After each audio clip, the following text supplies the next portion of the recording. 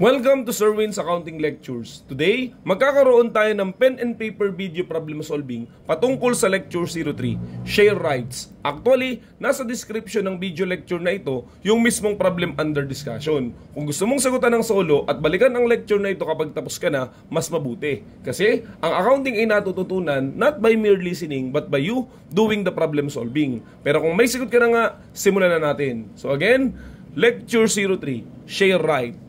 Bago natin sagutan yung problem, balikan lang muna natin yung video discussion patungkol sa share rights. Ang sabi kasi doon, there are two methods na hindi pa nadidesisyonan kung alin ang susundin. Gladly, habang ngayon na ginagawa itong pen and paper video problem solving, may desisyon na ang standard. Ang banggit po, ang sinusunod na method is yung share rights wherein it is accounted for separately. Nilalagyan ng value yung share rights kasi nga accounted for separately. Yung discussion patungkol sa share rights not accounted for separately ay hindi na sinusunod. Sa madaling salita, kung sakaling napanood niyo po yung ating video discussion patungkol sa share rights not accounted for separately, huwag niyo na po yung sundin, hindi po siya yung nanalo dun sa pinagdidesisyonan pa. Okay, nung ginagawa yung video lecture na yon. Sapagkat ngayon, maliwanag na yung standard, ang share rights ay merong value sapagkat yung nature ng investment na yon ay kaiba kaysa dun sa original investment na binili mo. That's why it should be accounted for separately. Okay, sana maliwanag po yun na isa na lamang ang accounting sa share rights. Maliwanag na yun ngayon. So right now, magsagot na tayo ng problem. Okay, so we try to read.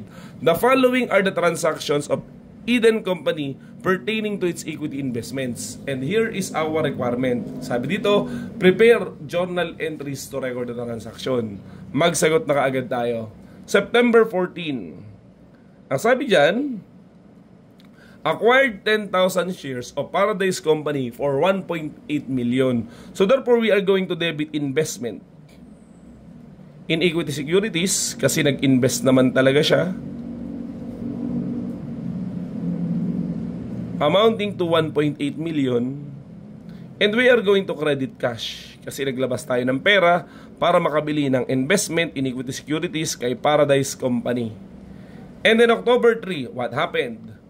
Ang sabi dito, the BOD of Paradise Company approved to issue share rights to shareholders of record on December 11, entitling the shareholders acquire 1 share at 125 pesos per right, par value of 100 pesos for every 5 shares held. The share rights will expire on February 18. So basically, dun sa problem, sinabi yung 3 important date sa share rights. We have here the date of declaration, which is October 3, the date of record, kung saan inaalam kung sino yung mga makakatanggap ng share rights, that is December 11, at syempre, ang share rights ay right of first refusal. Inaalok ka lang kung gusto mong bumili ng share. Hindi naman habang buhay na pwedeng ialok sa'yo. That's why, hindi nila maibenta kung ganun ang mangyayari. Therefore, nag-i-expire po ang share rights and that is February 18. So again, what are the 3 important dates in share rights? That is October 3, okay, date of declaration, December 11, sa case na to, which is the date of record. Meron din pa nga palang date of distribution kung kailan ipinamimigay na yung share rights, okay? So yung isang date pa na yon. And then, February 18, which is the expiration date of the share rights, okay? Sa pagkakataong ito, nag-declare lang naman sila ng share rights, that's why there is no entry. Wait lang sir, naalala ko yung topic na dividends. Bakit po kapag date of declaration, kapag dividends, meron tayong entry? Doon na tayo nagkakaroon ng record ng receivable at saka ng income natin kung saan tayo nag-invest kung cash dividend. The answer is, sa pagkakataong yun kasi, meron ka ng karapatan na tumanggap ng dividends. Okay? Ang tanong, required po ba ang corporation na magbigay talaga ng dividends? Legally, hindi. Meron ka ng karapatan na tumanggap the moment na sila mag-declare. Ay bakit po dito walang entry? Ay date of declaration din sa share rights. The answer is, inherently kasi, simulat sa pool, kasali na sa karapatan ng shareholder na tumanggap talaga ng share rights. Kaya therefore, nung dineclare na makakatanggap ka ng share rights, wala nang bago dun. Sadya naman talagang may karapatan ka from the very start. Kaya walang entry nung October 3, nung date of declaration. But rather, nakakaroon ng entry sa share rights ay kung sakaling natanggap mo na mismo yung share rights. Mamaya, maintindihan nyo yung sinasabi ko lalo. Okay? So let's move on with the next date. November 19, sold 2,000 shares at 220 pesos per share. So basically, nagbenta po tayo ng ating investment. What will be our entry for that? So we are going to debit cash on November 19, okay? Okay, cash kasi nga nag-invest tayo. Now, the amount for our investment would be, okay, kinuha lang po natin yung calculator. So, sabi dito, 2,000 ang shares na iyong binebenta sa halagang 220 pesos ang isa. So, that would be 440,000. Okay? And you are going to credit investment in equity securities kasi nga binebenta mo siya. Investment in equity securities. For how much? Kailangan nating malaman magkano ba talaga yung ating puhunan. Kasi ang sabi dito nung bumili tayo ng investment, the value of that investment is 1.8 million.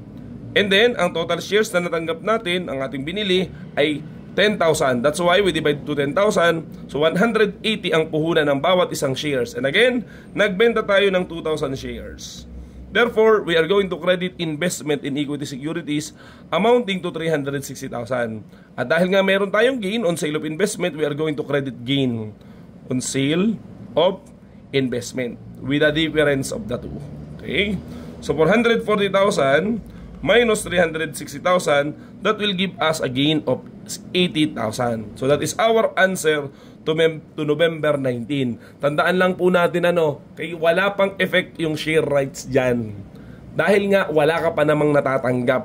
Diba? Kasi ang date of record niya ay December 11. Diba?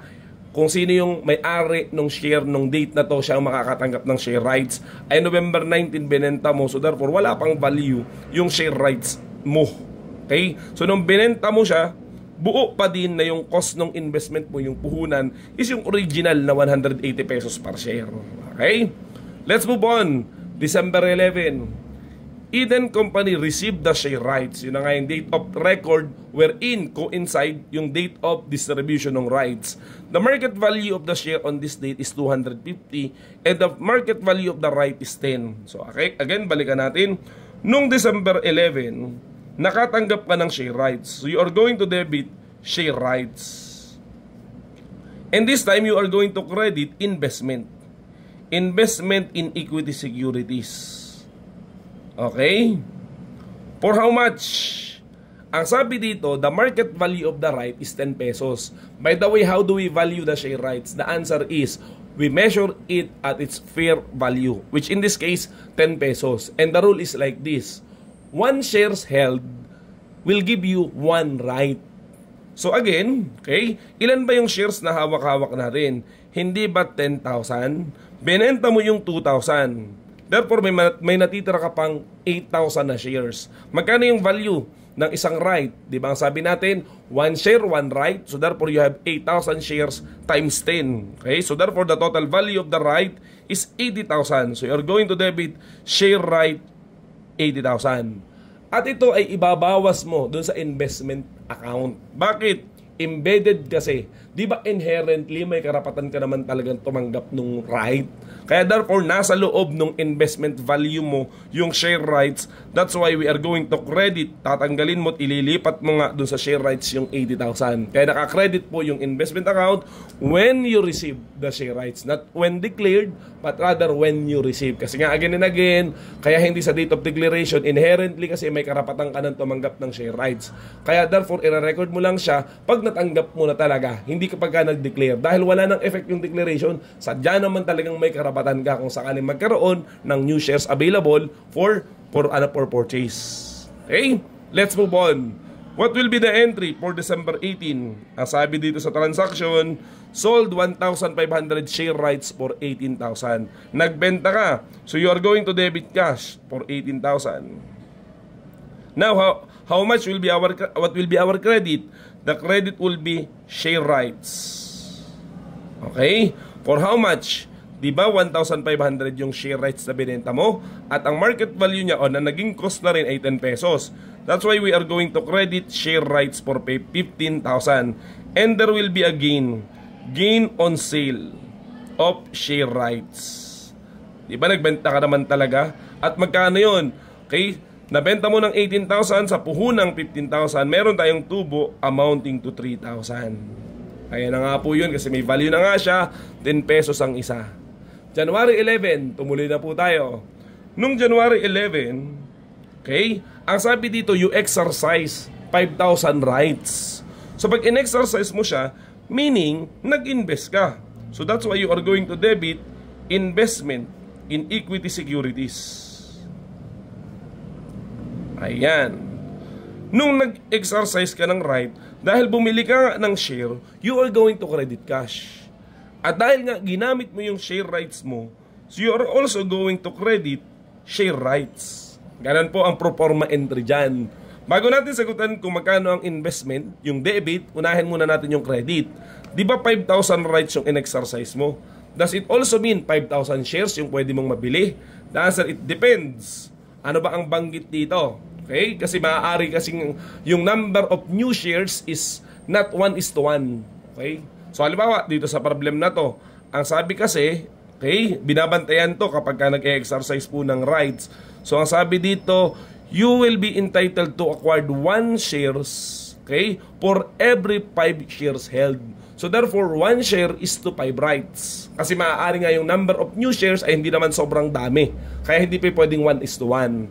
So balikan po natin, okay, sa kada 5 right, okay, makakabili ka, okay, ng 1 share. Kasi ang sabi, to acquire new 1 share for every 5 shares held. Yun yung dati mo nang hawak. Di ba kung ilan yung dati mong hawak, ganun din karami yung rights mo. Okay, kaya again, 1 new shares for 5 rights. So we have here 5,000 rights. Yan, divided by 5. So that is the number of shares that we can purchase. For how much? Okay? Ang sabi dito, you can acquire that at 125. So therefore, 1,000 times 125. So that will give us a credit to cash amounting to 125,000. Now, mag-credit tayo ng share rights kasi ginamit natin. So 5,000 yun times 10. Okay? 5,000 times 10. So we will get 50,000. At yung total ng dalawa will be the debit to our investment amounting to 175,000. Dinerecho ko na nga pala 50,000 plus 125,000. Okay? Ulitin po natin kapag ka nag-e-exercise ng rights. So una, mag-credit tayo ng share rights kung magkano talaga yon. Di ba 5,000 times 10, kaya 50,000. Yung cash dito medyo komplikado ng konti kasi you have to convert. Ilang right ba ang kailangan para makabili ng 1 share? Sa case na to, 5 right, 1 share. That's why 5,000 divided by 5, so we'll get 1,000 shares lang ang pwede mo mabili. At magkano mo bibilhin? Di ba? Mabibili mo siya at 125. Kaya therefore, times 125 yung 1,000. So we get 125,000. And the total of the two will be the value of the investment. Yan.